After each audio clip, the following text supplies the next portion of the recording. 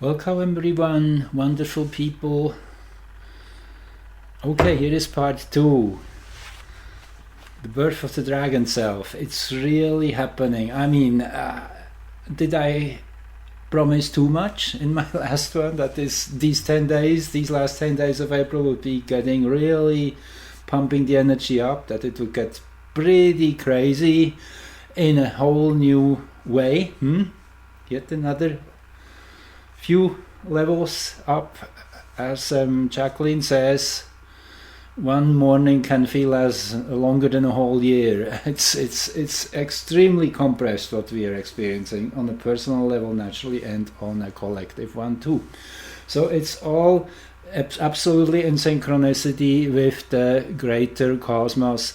So here we have this severe magnetic storm arriving on 23rd of April, that is yesterday at 17:37 Universal Time, sparking a severe G4 class geomagnetic storm. Now I want to show you here this quickly too, just give me a sec. So this is the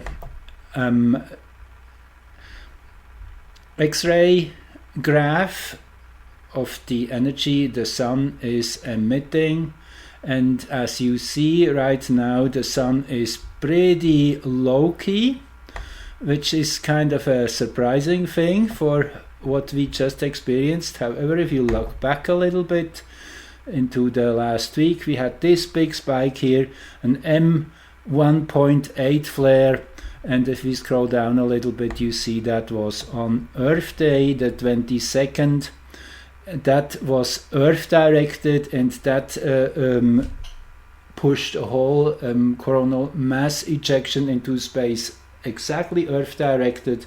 That's what impacted with geomagnetic field yesterday evening in Greenwich time, and that's what we still feel the aftermath of. Let's look a little deeper of what they say. It sparked a severe G4 class geomagnetic storm. Aurora spread across Europe with sightings as far as south of France, and also in China there were reported.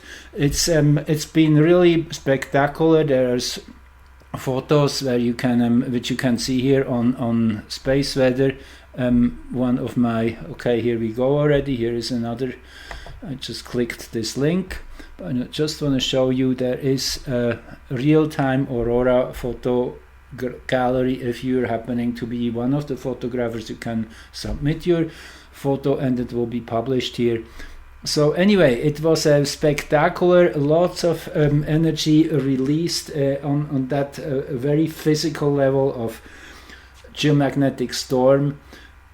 That big cloud of solar plasma being pushed off from the sun in a combustion stream and then interacting with Earth's magnetic field, shaking everything up. And as every living being has a magnetic field, and that is totally interlocked with the Earth's magnetic field, as we are part of the whole thing. There's just one cell in that big body of Earth. So we definitely feel that exactly at the same level as Earth does. It shakes us through, it energizes, and if there's anything which is kind of still a blockage, then we definitely will get that exaggerated and enlarged to help us to push through and to go beyond. So it can be quite intense, and people also need to sleep more in these times. I hear it is it's just what it is. It's really a push towards a much greater level still. There's so much more possible. So anyway, this is the chart of that moment when the solar wave hit, so to say, Earth's magnetic field at 17:37 p.m. in Universal Time yesterday evening. And just want to point out a few things here. Hours earlier, there was a Moon-Venus conjunction. Beautiful energy, very loving and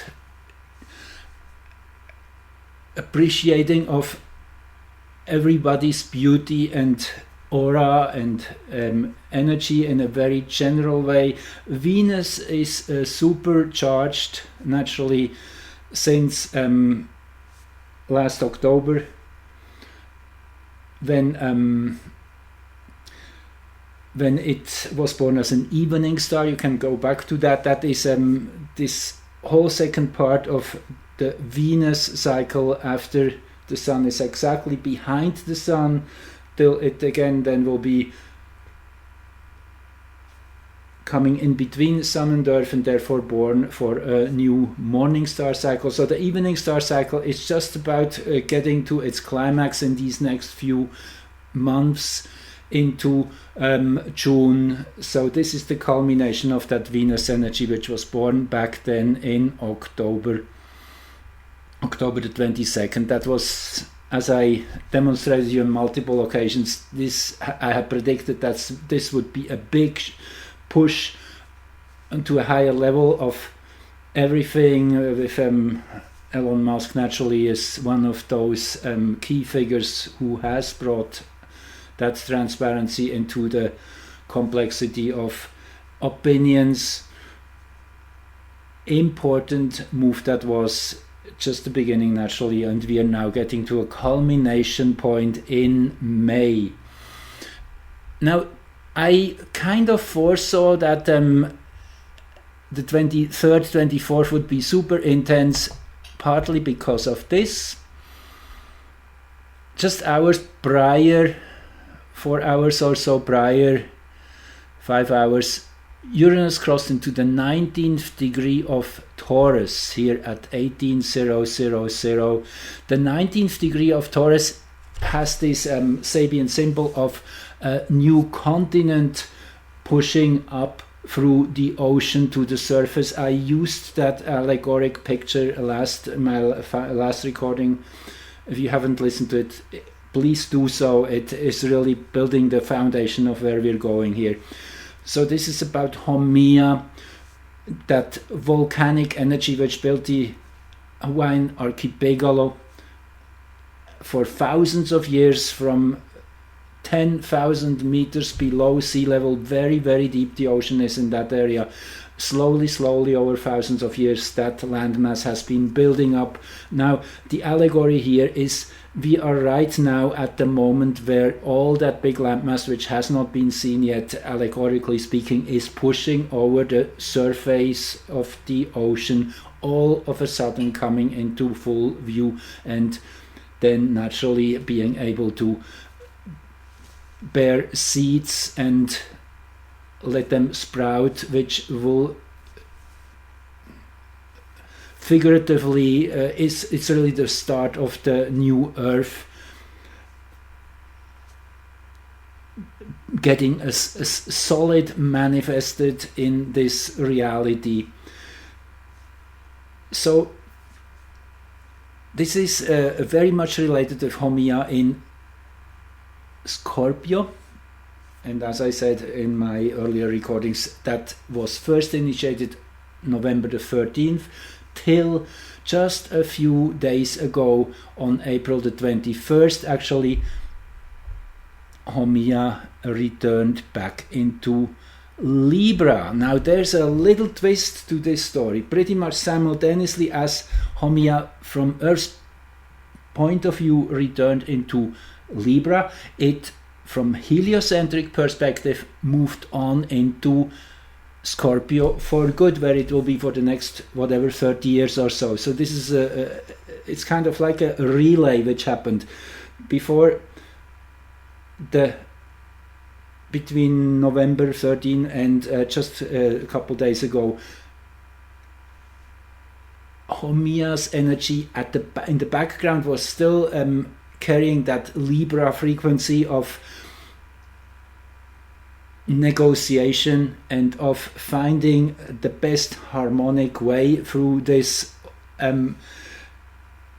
birthing process, if you will. Yes, Haumea was in Scorpio at the time already, so the push was still already pretty radical. Now it's shifting in the way that the expression will go back into Libra energy. However, at the background, the real core energy of Haumea is now Scorpionic. So this is a really interesting change, as now there is this deep knowing of our power, which Haumea gives in that heliocentric position, but it is elaborately and very, very intelligently inserted into the matrix to trigger all these subtle little shifts and changes, which will bring up and accelerate this change over. Now, this moment was really super interesting in many ways. I mean, it's, first of all, Mercury was exactly in midheaven here, and that was just a day or so after Mercury turned retrograde on the 21st, as you remember, if you listened to my earlier one.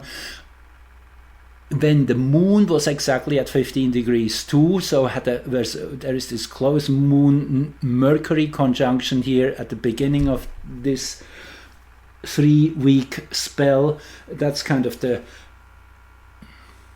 base note, if you want. Now, moon and Mercury together, that is a deeply emotionally charged conversation, and that you're really going into the emotions which are coming to light through the exchange of information. And naturally, with Mercury retrograde, it is kind of trying to catch up with what has happened and tying loose ends, making sense of what we see in our environment. It's working through the pile on our desk, all these things. It's a reassessment period in many ways. So this lasts into mid-May, and in my understanding, this is the critical window of a major shift. Yes, it still will build up probably till around the 1st, 2nd of May, and then go really ballistic after the 6th, and I will show you why and how. So between the 6th and the 15th of May, this is the core window of quite some tremendous shifts coming our way. So just I will get more into the detail, as I say, as we get closer. There's just so much happening, I can't keep up with the speed here. Anyway, I'll do my best. And again, thank you for all my donors and supporters. It's wonderful to feel how welcome my message is, how much you're getting out of it. And I'm learning to, I mean, I really try to not say too much technical things, more and more so, and just then let you follow up on that yourself if you wish. However, there are definitely things which need to be said here, and one is the connection with Neptune's chart. I mentioned that already last year several times. Neptune's discovery chart, look at it, here it is, has that 19th degree of Taurus rising. And the other one I want to point out, the black moon, the shadow point in Neptune's chart here at 26 in this 27th degree of Leo. Now let's go back to this chart of Uranus just now entering the 19th degree. So really encroaching the Neptunian ascendant for the 3rd time, happened already twice last year. This is the final, or maybe I'm wrong on that, maybe there's one more transit over it, I don't remember that, but it's definitely a very much more powerful one than the last two, as it now is Uranus really pushing into new land. Interesting that at that same time Moon-Venus conjunction was dead on exact, just 2 minutes of arc here. So this energy which I mentioned here in the chart of the geomagnetic storm setting in, that was even more exact when a few hours earlier Moon-Venus conjunction. Yes, this is a celebratory energy. It's kind of, we see it happening. It's no more just a thought, it's no more just an idea. It's really, really happening. Things are changing, systems are breaking down, people are speaking up, our voice has become so loud it can't be really dimmed anymore. The dam is leaking on so many levels. Yes, they still try to patch it on with whatever means they have left. It's not working. Everything is breaking loose now. It will be really the center point of the hurricane we are moving through. Also, you see it here with this black moon at the equatorial ascendant. That is this moment's on the zero meridian, the ascendant at the Earth's equator. Super powerful point here. And then, yes, 27th degree here of Leo again. Just let's beam back, 2652. You can't make this stuff up. 2651. So this moment when Uranus got activated in this 19th degree totally resonates the Neptunian chart, shakes it and shatters it and breaks it open. It is that Neptunian shadow which is transformed as we speak in this present time. Neptune being the one which has pulled all these deceptive wheels in front of our eyes. MK Ultra, you mention it, all the techniques and very, very smartly designed ways that were developed over hundreds of years, naturally very much refined over the last 6-7 decades, and they are all falling flat. They are no more working. The frequency is so high, despite of whatever is going on, clarity is setting in, the fog is dispersing.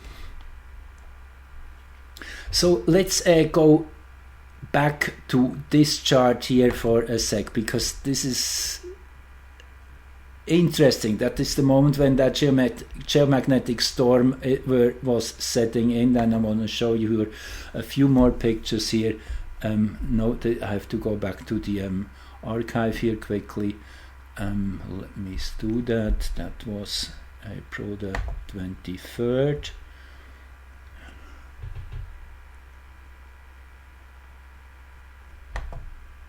Nope, that's the 13th. It's very small here for some reason. This is the 22nd. Okay, almost there. 23rd. Nope, still 22nd. Okay, bear with me. Still? What am I doing? Okay. It's just way too small. 21.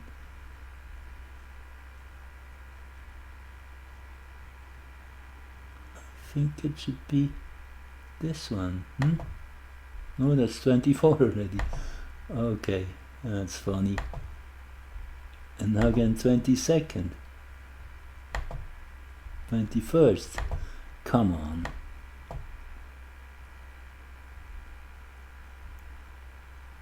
24th. No. 21st. Okay. Sorry about that. It's funny, everything gets bigger, but just not that. Okay, here we go. So that is what I want to show you. That was at the moment when the storm was really rattling. It was, okay, I should read it here for you. The polar cap absorption event. Don't try to use a shortwave radio inside the Arctic Circle today, and this is still pretty much similar to days. This takes several days to calm down.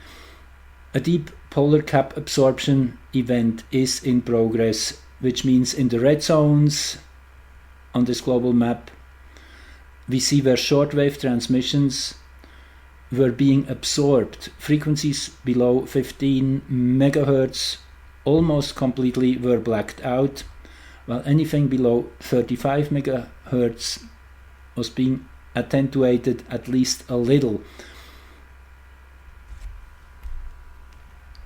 What's causing this? A coronal mass ejection hit Earth on April 23rd, just before it arrived. Shockwaves at the leading edge of the coronal mass ejection accelerated a fusillade of high-energy protons straight toward our planet Earth's magnetic field, which is funneled in through the poles.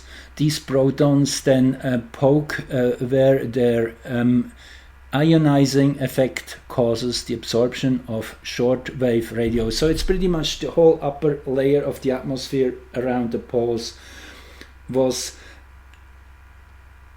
turned into a plasma, not allowing for the regular transmission. So you get the picture. This is really an insertion from both south and north pole at the same time. And remember, we are getting closer to solar max. As I showed you, there is clear indication that solar maximum will come early this time, and that this solar cycle is much stronger peaking than the last one in 2011, 2013. So this is a much stronger one, and it comes early, the maximum likely by the end of this year and early 2024, which again is astrologically super exciting, as this will be coinciding with Pluto's final Aquarius ingress in January 2024. Anyway, you can go back to the archive. I made a video about that. So what stands out here is ARROKOTH, pretty exactly here at the root of this chart. Now, ARROKOTH, I have been talking about several times, is a super interesting little body, and actually that's where I will take you now for the rest of this video. We go and inquire about ARROKOTH. It was discovered first by Hubble Space Telescope on June the 26th, 2014. The picture was taken, and one day later Marc Bouillet, the astronomer, discovered it on the photographic plate. Now, why is ARROKOTH so special? It's kind of a It's like most plants, or pretty much every other plant, when it decides it's time to be discovered, it just pops into our field of awareness by showing itself to an astronomer anywhere on this planet, usually very precisely chosen, because this astronomer will then also already have the name of this newcomer given, intuitively downloaded, because it's always a perfect match. That's the magic of it. So usually this is the way it goes. Now this time it was the other way around. They were looking for this particular object or something in that area of the sky, as it was, well, let me go back a little bit. In 2006, the New Horizons space probe was launched, was sent on a 9-year flight out to Pluto to have its close flyby with Pluto. And about a year or two early, before its 2015 flyby, astronomers realized that this space probe still was fit and to do some more work, and they were starting to get seriously working on that. They were looking which was the flight path this space probe. New Horizons in itself is an exciting name for it, so we are really going for New Horizons here. And they found with the least effort there was a little window of space which they were closely investigating. So it was really a desired, wished for baby, so to say. You could. It was not something which came by accident. It was planned. They were working hard on getting that, like so many people who have hard time getting a baby. That's kind of the way it goes. They were really putting their intention into finding the right body to then use that equipment and that capacity to make best use of it, and that's what they came up with finally. ARROKOTH, it was one of 6 objects in that area, and that's the one they decided on finally. So I don't want to go too deep into this chart, but just saying this is an extremely serendipitous chart in itself. Now let's start from the tail end. ARROKOTH here in this chart is here at 10 degrees 44 in Capricorn. That would be right here. So there's lots going on here in this chart here. There's Okirowi here, which is always an amplifying energy, enlarging, making it bigger, louder. And then naturally within 2 degrees here ahead is Pluto. So we have Okirowi, ARROKOTH, and then Pluto here as a conjunction. This in itself is already spectacular. Now ARROKOTH, it has been found. It's always like that. First of all, it comes as a surprise. The name is given, and naturally astronomers don't really care about astrology that much, but still they care about the mythology and the whole process of name giving. So there is this magic going on. So ARROKOTH is named after a native Indian language name for a man standing under the open sky, admiring the whole firmament. And as I have shown you several times, this object really shows that it gives the ability to see the whole picture, to see everything, and to be able to integrate all the pieces of the puzzles and understand the underlying patterns, the theme. So that exactly shows in this chart in multiple ways. At some point I will go much deeper into this chart. For now I just want to keep it short and sweet. We have this new moon in Cancer, very much connected to nature, nurturing, and Jupiter in here too, naturally, with this that is extremely expansive and abundant in all ways. And there's one really interesting little detail here too, is that usually in a discovery chart the sun is under the horizon. Naturally that is the case here with the even with this image. It wouldn't have to be particularly, because it was from outer space where this body was sourced, from Hubble Space Telescope, which is extremely expensive to be used, but that's what it was used for, to scan the sky, make deep space, exactly high definition pictures, images, and then compare several frames by computer analysis and see, is anything even the slightest way moving if you do several frames within a few hours distance. That's how it usually works. However, in this occasion it was Marc Bouillet comparing these different frames on his laptop the day after. It's I found this on information, and I was able to rectify this chart. There's so much history already about ARROKOTH, as it from the moment it was discovered. They investigated very deeply. They found several star occultations and could figure out the shape of this object, which actually looks like two lobes of two buns stuck together. And yeah, that much more I should tell you is that finally its visit, and it's been and still is and will be probably for quite a while the farthest from Earth, from the Sun, visited, closely inspected celestial object, over 4 billion miles away. It takes the sunlight close to 3 days to reach out there, so that is giving you kind of an idea about 3 times farther away, or at least double as far as Pluto is, somewhere in that range, so very, very far away. And in that sense, a very primordial state of how the universe was born. They could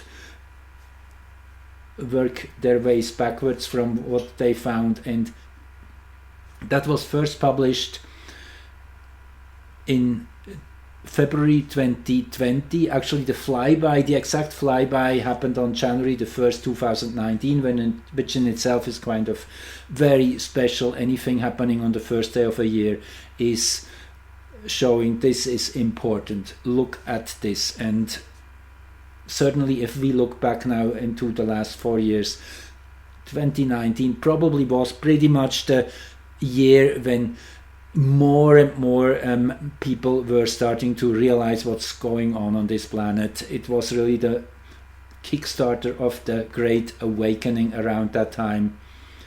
And if anything, yes, that's what I would contribute to ARROKOTH's energy.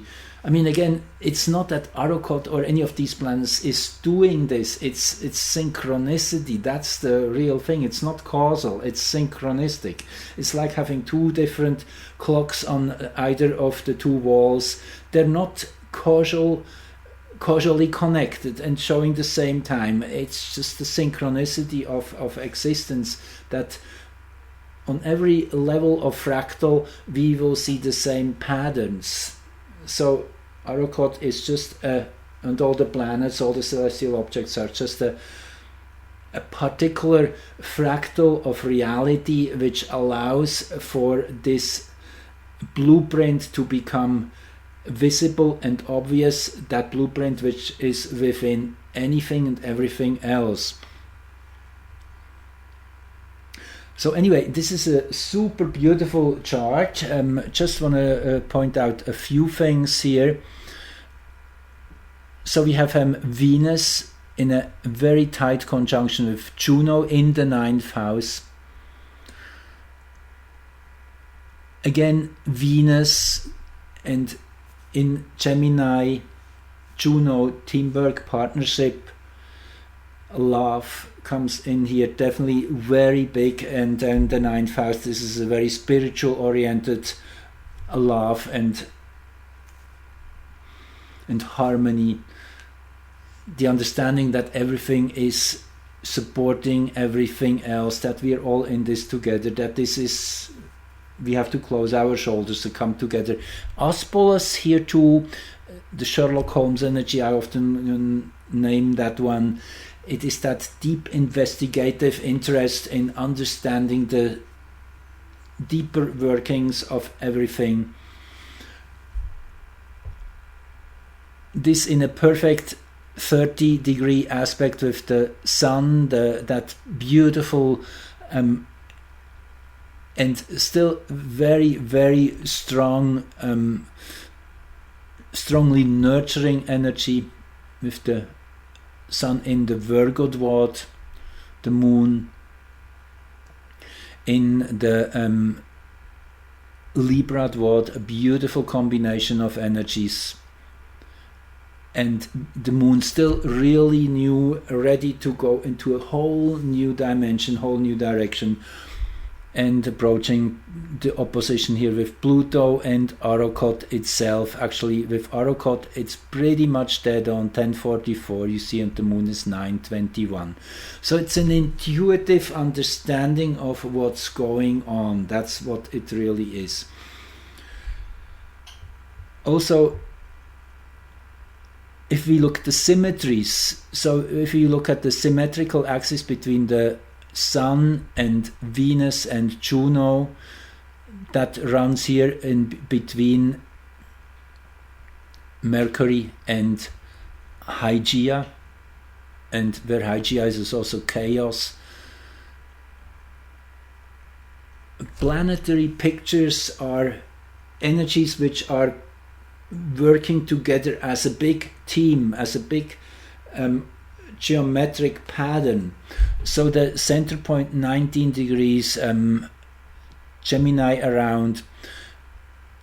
So the Sun and Venus, particularly here in the 30-degree angle, that is a strong sense of supporting each other. That is our basic being, our basic life energy, and that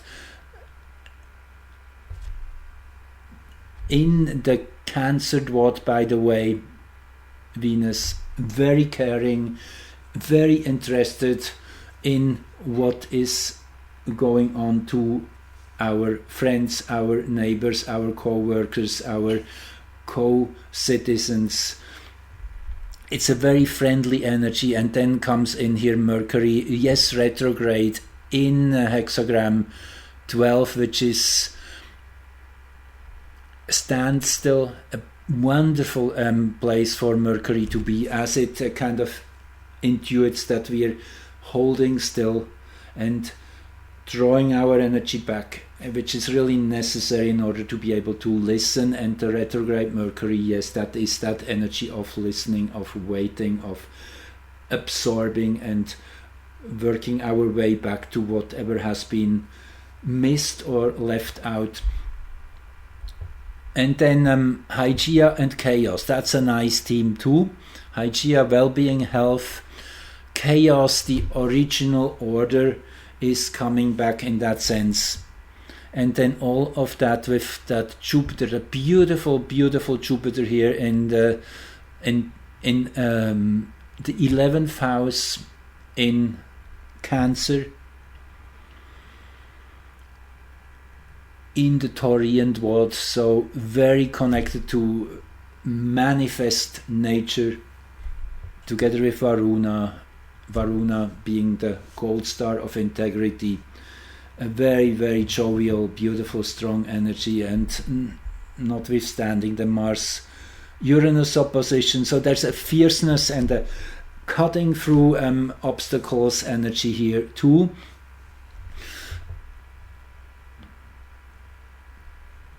And I mean, there's so much more. This is just the tip of the iceberg. Now, what really struck me is that black moon, which is the shadow point. Now, naturally, an energy like ARROKOTH, which is about recognizing the deeper truth, is interested in diving right into the shadow, because at the center of darkness, light is found. That's literally what it is. If we focus, go deep into the shadow aspect of anything, we will find enlightenment, because that integrates the shadow. It is really the purification of the shadow. As soon as we are focusing and allowing it to be there, giving it our loving presence, sharing our consciousness with whatever is wrong. It's not that we have to find solutions. It's not that we have to figure out why things are wrong and how to fix it. It's just that pure empathic resonance with what is, and bringing our consciousness in. This creates a gate to the collective field, and in that sense we are clearing and purifying collective energy. That's exactly along the line Oracle Girl Jacqueline Hobbs is working. Wonderful, wonderful approach. So this is super important in the 11th house, and that's where the black moon pretty much is within a very, very short time. Here is the return exactly to that same place, 1252 in Leo, May the 3rd. So this is the black moon return chart for ARROKOTH. When that black moon energy gets revamped, redefined, and what we find here, that 20th degree of Leo, if you listen to my earlier ones, you remember this is where just a couple days ago Venus and Mars had their heliocentric conjunction. that is where the moon was in one of the critical charts of the comet, the green comet. I don't remember exactly which one. You can go back to my recording, you get it all there. So this is a super powerfully charged point already, particularly with this Venus-Mars conjunction, which we just had a couple days ago, which is at the core also of this big G4 geomagnetic storm, which resettles everything and shapes it into a new balance, into a new frame, kind of offsets certain things and enlarges others, and yeah, it's rattling everything. That's what's happening right now. And then naturally Jupiter, Aries, and this in the 9th house, just this is a super important energy here. It will be exact on the 27th, that conjunction, Jupiter and Aries. Jupiter fueling this Aries energy of insisting on truth, insisting on cutting through all the crap.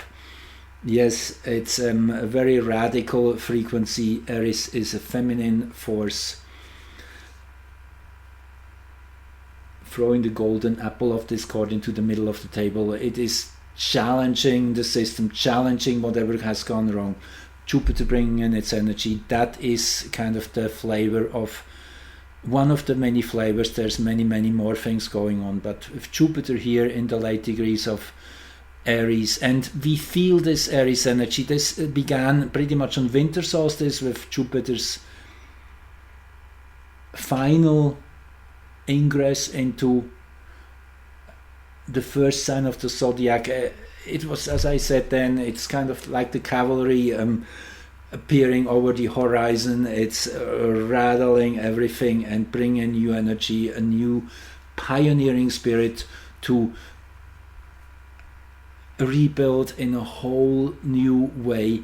And naturally part of that is to take down whatever is wrong, but this is a natural consequence of if we focus on the right things. So and I guess I really should say this once more, as so many people still are mesmerized by what's going on, has been going on, which is all caving in. It's like getting stuck in the rear view mirror while you're driving. You're looking back, what has happened, and what has happened already. You can't change that. So even news, what's called news, is always about old stuff, about things which already passed, and it's really kind of silly to even waste energy on that. It reminds me on Abraham's wife in the biblical story, where they had to flee from Sodom and Gomorrah being destroyed behind them, their house going up in flames, and there is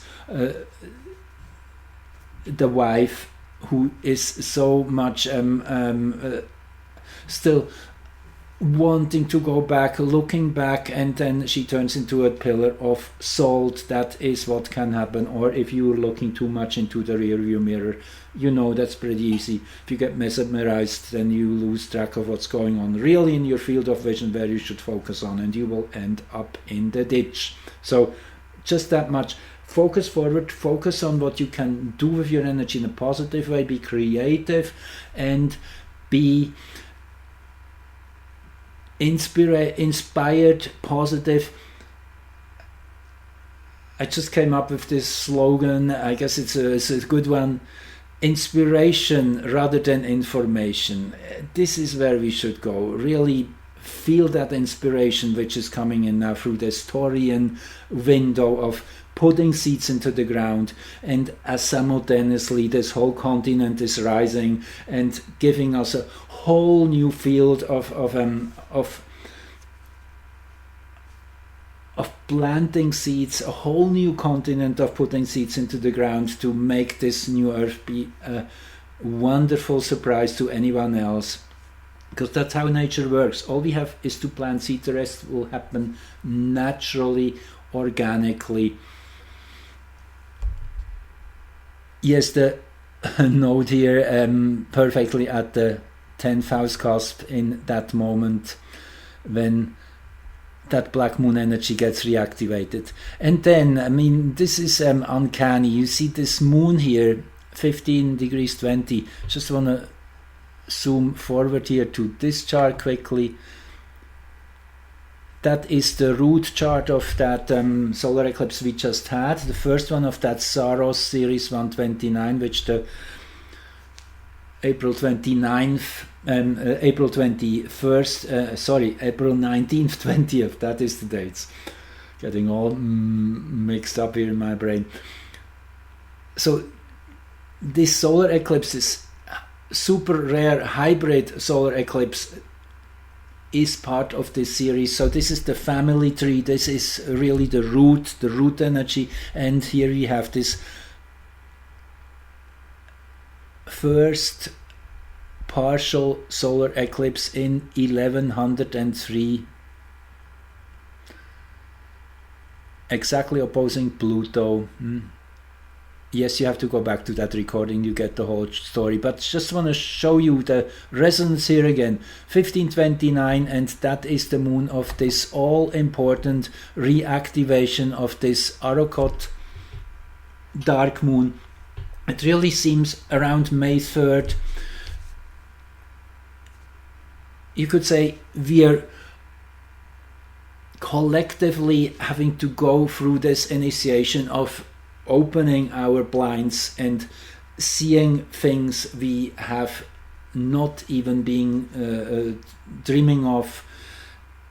It really seems this closure is really pushing in a yet other dimension. I think it's getting really activated here, particularly after the 6th of May, and I will show you. That will be then when the black moon again will be moving into hexagram 7, but that's still to come. That will be army is the word of this hexagram. It is an organization from the center of power in the material world, which a general stands behind. This that root energy power, that sacral power, which is holding the whole thing together. Very, very powerful energy, this center hexagram of Leo, again beginning at 13 degrees and 15 minutes.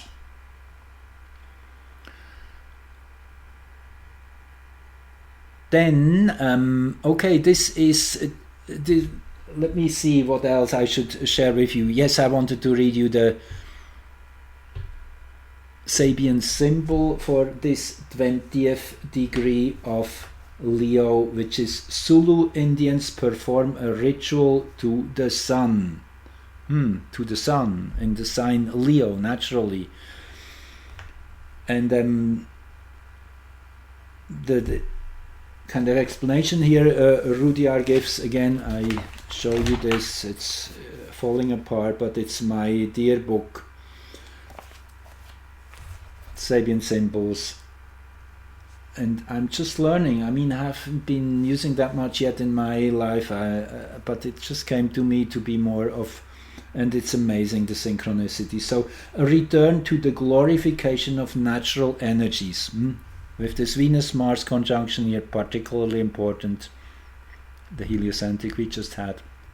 And now this chart reinforces that in linking into this energy of the whole eclipse family with the lunar nodal axis exactly in the 0 degree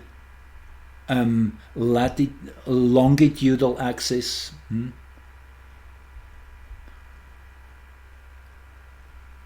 Anchored in the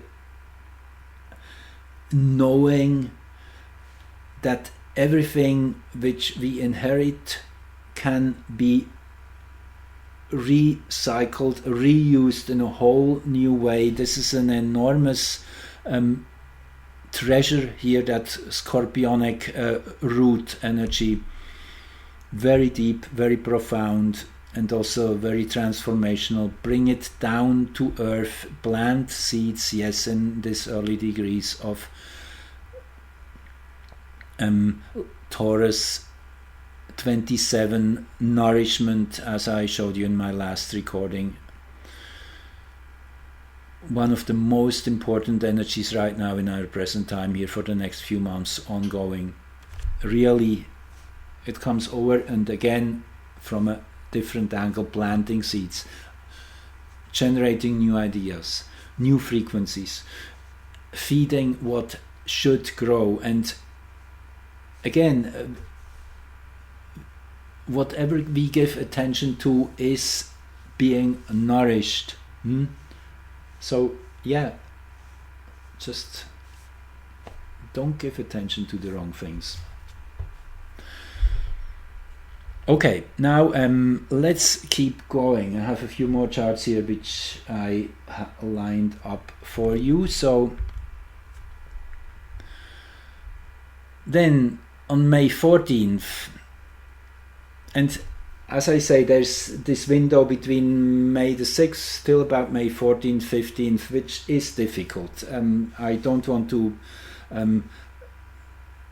create any fear, but it will be a passage we have to go through, and from the 14th, 15th, things should light up in a very big way. So it is pretty much the starts of the lunar eclipse on the 5th and goes into the 14th, 15th, which is a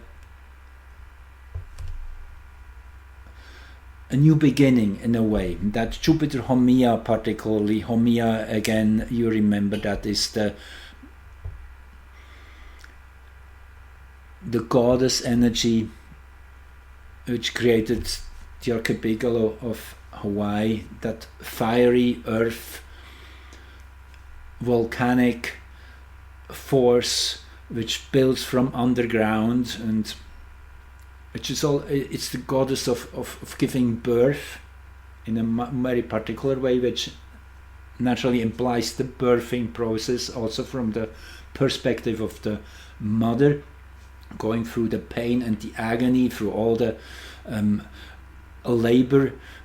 So this is what is implied here too. We have to allow to go through that, but it will be worth it thousands of times to get this, to deliver this baby, this whole new being, this whole new dimension we are heading into. And when Jupiter is opposing that small Kuiper belt object Haumea, exactly 2932, you see. Again, we have here the neighboring degree, this time 1820, the 19th degree of Leo. And that 19th degree is a houseboat party. I liked that. I really liked that. So it brings in, first of all, the sense of celebration, but it also brings in the idea of water, and whatever you will make of this. Neptune is super, super important right now, as I shown you on multiple levels. So the Moon-Neptune conjunction here, and this Jupiter-Haumea opposition. So there's some pretty radical Neptunian frequencies being manifested over the next while. Whatever that means. Again, think of the whole continent rising out of the ocean. Then this chart has another really interesting connotation. It is that 6th degree of Scorpio here, which is rising the 6th degree of Taurus on the 7th house cusp. And then there's Mercury here, who's just turning direct again 1 day later, actually. I guess I have the chart here, just want to beam forward quickly. That's the moment when Mercury turns direct on the 15th of May. at 5:50. So anyway, this degree is super interesting, and I'll show you why. If we look at the discovery charts of Pluto, and you have the south node here, February 18, 1930, which means this is where Pluto gets its power from, kind of the source point. And now the 6th degree of Scorpio, the Sabian symbol says, the gold rush tears men away from their native soil. Excuse me. Super interesting. So it is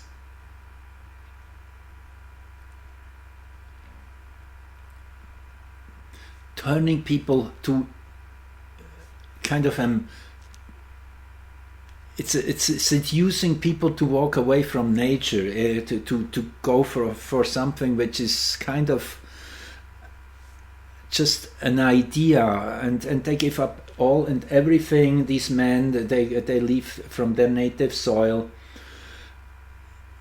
I think it's very, very telling for what has happened in the last 200-300 years of a kind of bringing our attention away, just in search of power, of wealth, money, whatnot. Very scorpionic naturally. So this energy is first and foremost enlarged. Now, this is not the only outer planet which has this degree strong. Look at that. That is Uranus discovery degree. And what do you say here? Same south node. So Uranus and Pluto have something in common there. It's kind of that pulling our attention away from the natural, organic, into the artificial. Uranus, particularly the AI field, and all the wonderful promises about all that, like Pluto too, power and influence. And with Uranus, it's technology and ability to do things which we are not really biologically meant to do. Interesting here too that Chiron here at the north node, which is really the transforming grace here of this, transforming all that addiction to that scorpionic pull, and transforming it into building something with it, something beautiful, something which will be healing. And this is naturally this is interesting. This is where the north node is right now too. So you see there's lots and lots of resonance here with many things. Even Neptune's chart, Neptune's discovery chart, September 23rd, 1846, has the moon in this degree. You probably start seeing the magic behind how this all, the different wheels and gears, how they interlock with each other, something which I always try to show you. So this chart is catching on to all of that, and Mercury naturally here at the 7th house cusp, just a day before turning direct again. Very powerful Mercury here in this chart at the descendant stationary. So Mercury is practically unmoving. You see 551 still moving slightly backwards.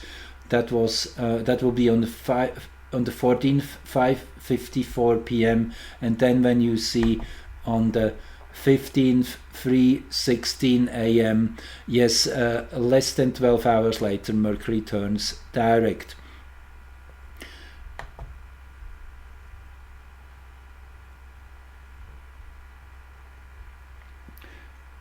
Okay, now let's go here on to one last attempt of keeping you here listening. I hope I'm getting better at that, also more concise and focused. I'm learning too. I mean, it's a learning journey. I'm not really a person who likes to be public too much. I like performing, yes I do, I'm a musician, but not really that much of an whatever entertainer, but I guess sometimes I am, so I hope you're having fun. Anyway, so yes, the 6th degree of Taurus, right, I wanted to read you, that is a cantilever bridge across a deep gorge. And this one I really want to read you the whole thing because it's beautiful and it so much resonates with what's going on right now. This is where Mercury will start its direct motion again, so this is kind of the beginning of a 4-month period into September, so this is super important, this anchor point. The cantilever bridge across a deep gorge, the conquest of separativeness through group cooperation. How beautiful. And the comment here, the person who has suffered deprivation and loneliness can give new substance to his or her emotional life by participating in a collective project. Beautiful. Collective project, that's what we are aiming for and what is at the horizon. It's coming together, people are closing shoulders. A great evolutionary challenge implies the overcoming of basic difficulties. Resonates some bells here. A step ahead must be taken, yet an abyss confronts evolving man. It's no longer a personal void, an open grave, as we had found in an earlier chart very prominently a few weeks back, where it was a personal story, but this is a chasm that is an integral part of the land upon which man's evolution must proceed. Sounds making sense.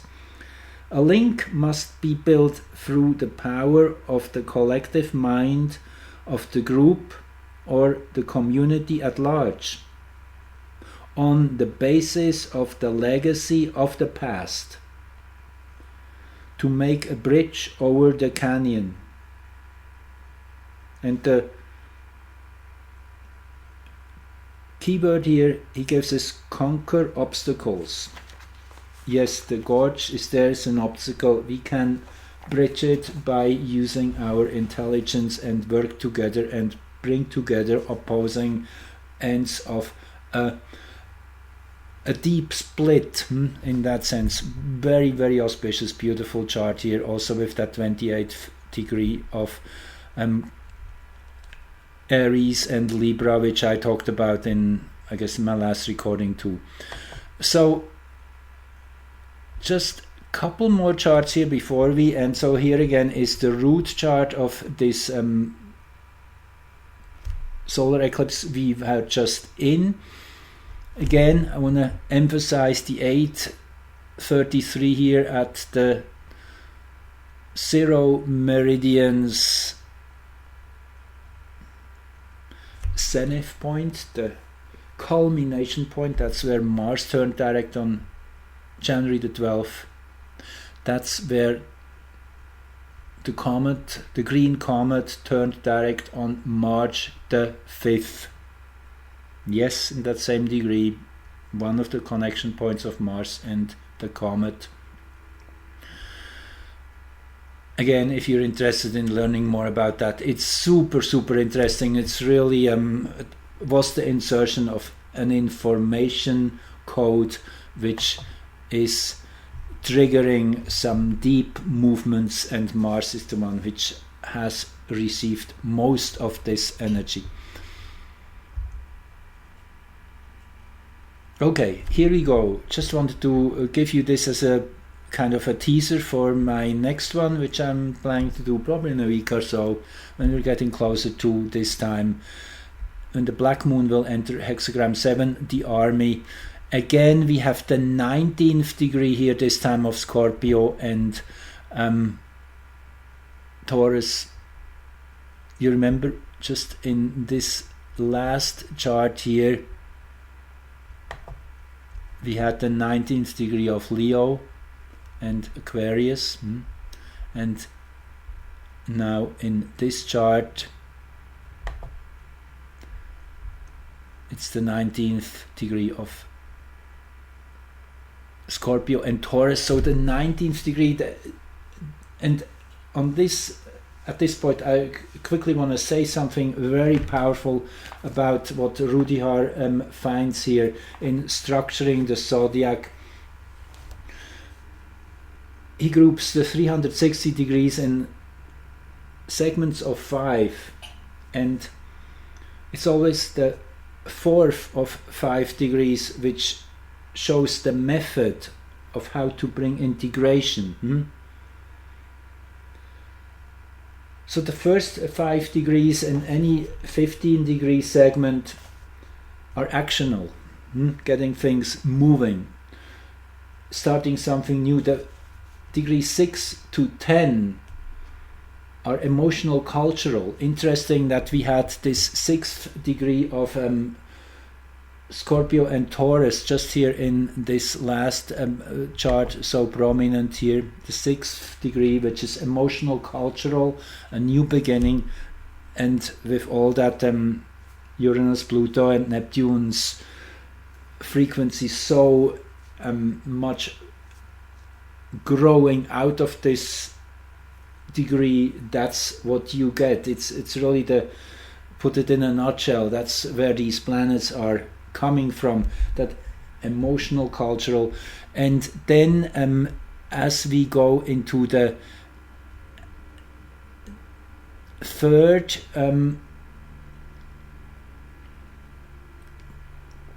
no, let me just go back here first before I keep speaking. So again, between the 16th and the 20th degree, this is again an actional phase, and the 4th of 5 degrees, which is always the 19th, you have the 16th, 17th, 18th, 19th, and the 20th being the conclusive, bringing it to a full circle energy. So the 19th is always a method. This is what I want to point out here. So it's, we're applying particular strategies, methods in order to achieve something, and this is super interesting here, as this is emphasized over these next weeks and months. And again, this also is playing in naturally to Neptune's discovery chart. You see that's where the descendant is here, so it's all resonating, it's all a wonderful symphony, all coming together. And naturally with the black moon here entering hexagram 7, the army, while the moon is void of course in a perfect opposition to Setna. Well, as I say, this will be a very, very difficult, dark period for many, and difficult for everybody on some level. Also, you see the Sun-Uranus conjunction here approaching, and this is just one day after the eclipse. So anyway, if we know what's coming, we can brace ourselves and be ready to receive it and go through it and make the best out of it. Yes, I'm at the end here of this presentation. Thanks again for listening, and if you enjoyed it, yes, consider subscribing, or if you feel like giving, put a nice comment underneath. I love questions, I love challenges, and I'm always eager to read what you say. And yeah, if you like to support me, you'll find the links below in the comments. Thank you so much, in the description I should say. Thank you so much, and be well. This is the time we have been waiting for our whole lives. It's just about getting real.